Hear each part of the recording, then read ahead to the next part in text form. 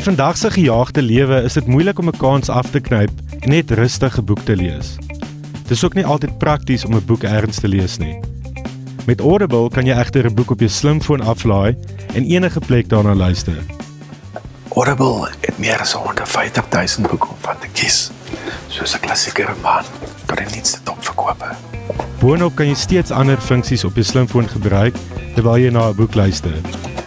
As jy die app aflaai, kry jy die eerste boek verniet, maar daarna sal jy moet betaal.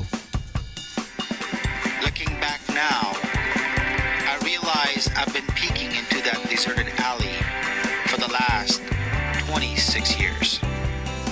One day last summer, my friend Rahim Khan called from Pakistan. He asked me to come see him.